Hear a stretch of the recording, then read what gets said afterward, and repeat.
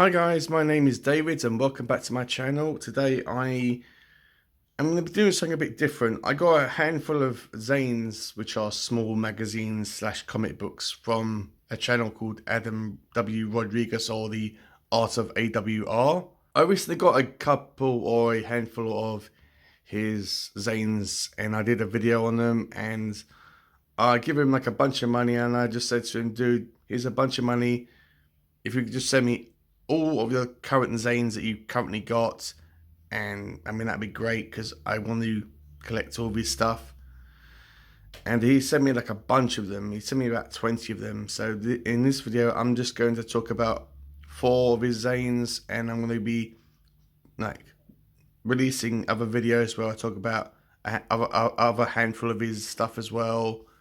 So hopefully you enjoy this, and hopefully this will be entertaining for you and will be interesting. And it's like great to read stuff like this, and because it's like a nice palate cleanser and a nice something, and it's something nice to read for 5 minutes, and something that hasn't really been done before.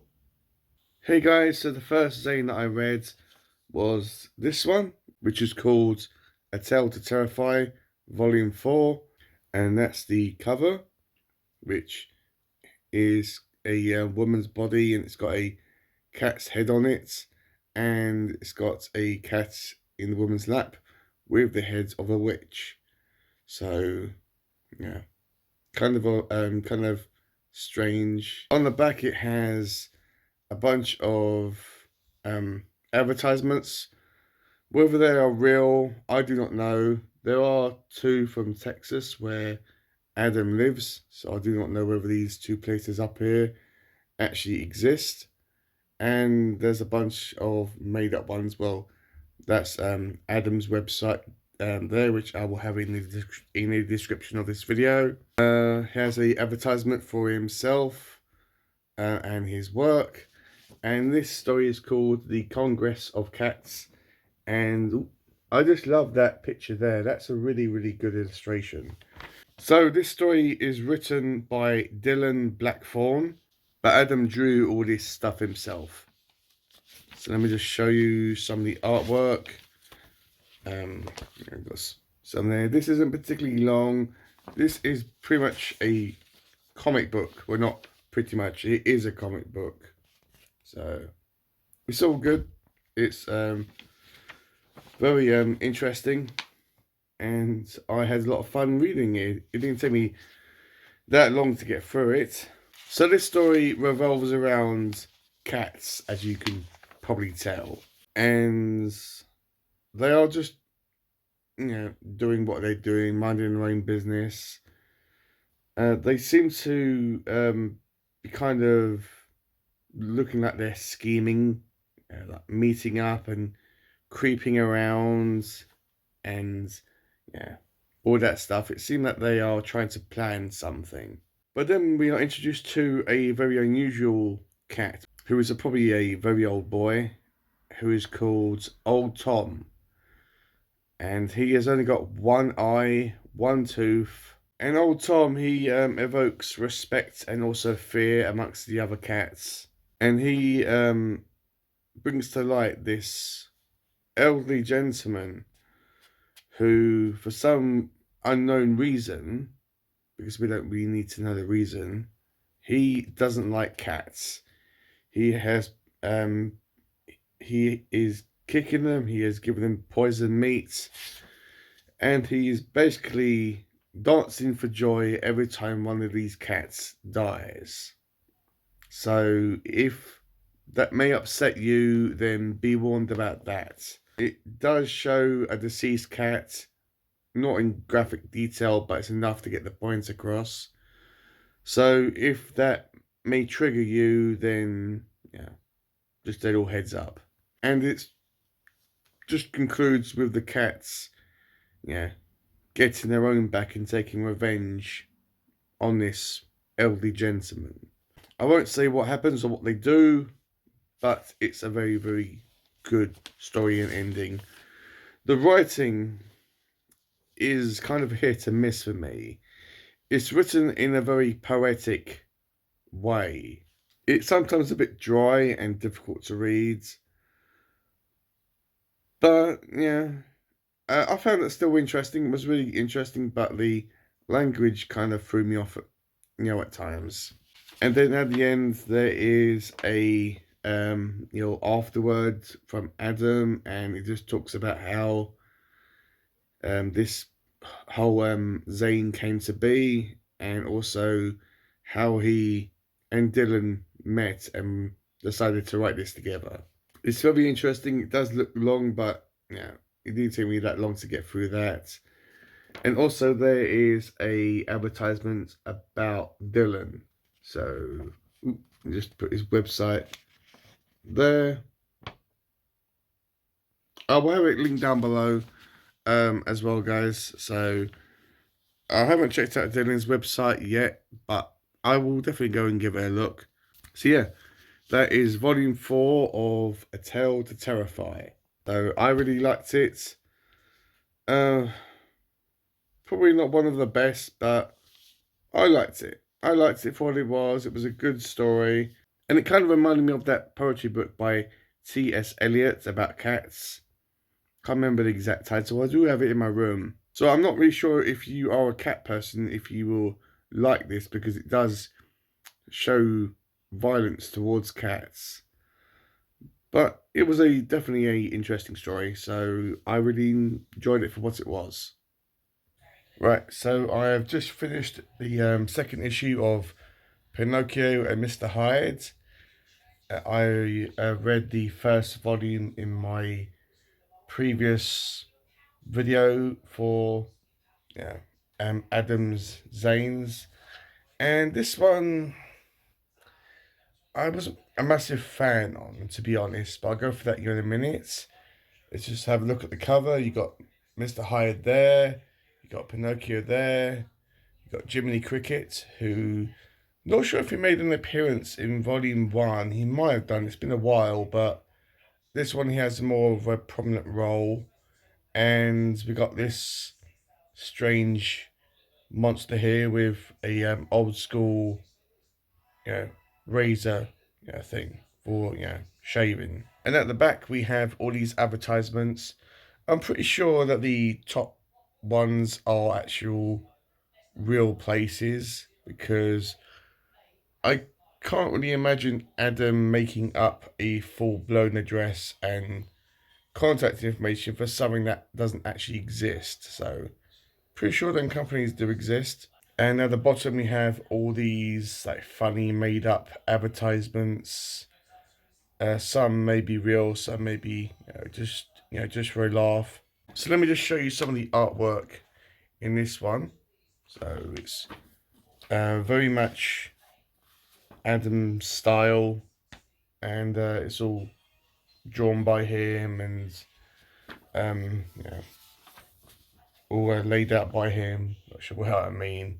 I mean, these zines don't take me that long to read, about like 5 minutes or so. It's like a real, good palate cleanser and good way to relax at the end of the day. So this one picks up right from where volume 1 left off. First off, this story puts the character of Mr. Hyde and Pinocchio into the same universe. So this one picks up right from where volume 1 left off, and Pinocchio has met Jiminy Cricket, who has accused him of murder and the events from volume 1. And then they hear a cry for help coming from this ship. And when they investigate it, they find this very, very strange, hairy, gorilla-looking creature in this cage. And that's it there. And it talks, but it doesn't make any sense. It's always talking about its master and reaching for a razor, which is on the front cover of the book. And then it escapes, and we find Mr. Hyde at the end of the story, talking to this gentleman, and I think they are discussing the events that I just mentions. And the story ends with Mr. Hyde presumably going to find this creature. So that's pretty much the story. It wasn't my favourite. To be honest, it was a bit lackluster. But like the first one, which is from Adam's series called Tales to Terrify, which is like a one and done thing, this is a continuation. So each volume continues on from the story. And at the end, we have this nice picture of the creature sitting on a rooftop. It's really well done. And then we have a little blurb from Adam and credits. Credits the creator of Mr. Jekyll and Dr. Jekyll and Mr. Hyde, Edgar Allan Poe, as well as Lewis Pastor. I'm not sure. I mean, that's a dude's name there. And he has a crossword. Ooh, if I can, yeah, there we go. He has a crossword which, not, well, no, is it crossword or word search? Well, one or two. And then he has a little blurb about this Lewis person. It was okay to read, nothing groundbreaking for me. And then he has a advertisement on his superhero Zane, which I have got all the current volumes for, so I'm looking forward to getting through that. And that series is called the All New Infinity Team. So looking forward to getting through that when I get a chance. But ultimately, issue 2 rather, of Pinocchio and Mr. Hyde, wasn't a massive fan on. I mean, I don't really want to say the word boring. I mean, it was okay for what it was. I think I'm enjoying Adam's one and done type of things rather than his continuation of his stories. But who knows? Maybe this one was just a dud for me, and maybe I'll enjoy the other ones. So I have just finished volume 3 or issue 3 of Pinocchio and Mr. Hyde, and I like this one a lot more than volume 2. This one was interesting, and yeah, it had a bit more higher stakes than volume or issue 2. So that's the cover. You have a picture of, I presume, Mr. Hyde there, and a picture of the creature that was shown in issue 2. And this is a direct continuation of the Pinocchio and Mr. Hyde storyline. And of course, you have all the advertisements on the back, which are more or less the same as issue 2. And just to show you some of the artwork, don't know why I always do this, but yeah, I feel compelled to, just so you know what the artwork and the Zane itself looks like. And it's all written and drawn by Adam himself. He wrote the story and he drew the artwork. So yeah, it's really, really cool. And again, it didn't take me that long to get through it. So this one focuses around Pinocchio and Mr. Hyde, who are together in this story. And Mr. Hyde has been hunted down by a group of assassins who are called the Black Hand Assassins. And they are trying to find him to take him back to a specific individual. And also the police are trying to apprehend him as well. And one of the detectives, who is called Dupin, I'm pretty sure that's how he say his name, who is a reference to one of the characters from Edgar Allan Poe's story, The Murders in the Rue Morgue. And Mr. Hyde and Pinocchio are trying to get away from the police, so they go into the sewers and they find the creature lurking in there. Doesn't still have a name, but they kind of befriend it, and I think it joins their merry band at the end. So that's the pretty much the story. A lot better than issue 2, as I said. And I think I'm still a massive fan of Adams, that one and done type of Zines, rather than his continuation of the story, you know. But as I said, issue 3 was a lot better than issue 2. So at the end, he has a kind of a blurb basically thanking everyone. And he has a part of Edgar Allan Poe, and also the part where he references using the detective duping from Edgar Allan Poe's short story. So yeah, that was my thought on issue 3. And yeah, I think I'll conclude this whole video with talking about issue 4. Right, so I have finished the last and current issue of Pinocchio and Mr. Hyde, issue 4. As far as I'm aware, this is the most current issue of this series by Adam, and it was okay. I had the same thoughts about issue 2. It wasn't that amazing in my opinion.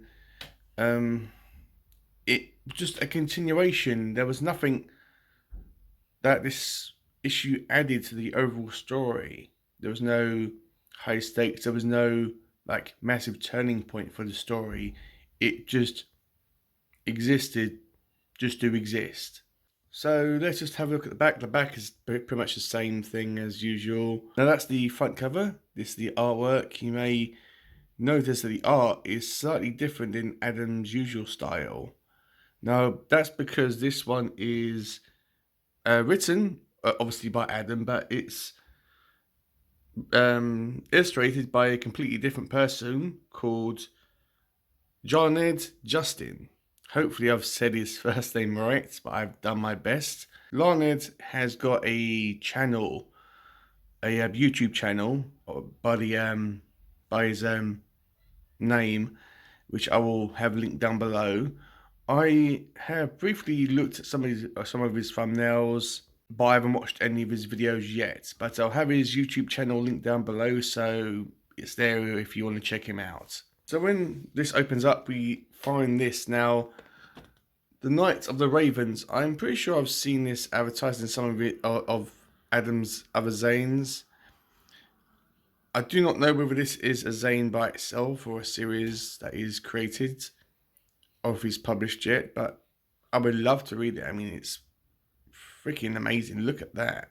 And also, I do not know whether you had some trouble with the printers, Adam, but isn't stuff supposed to be here? And you have one picture there, but isn't it supposed to go all the way along?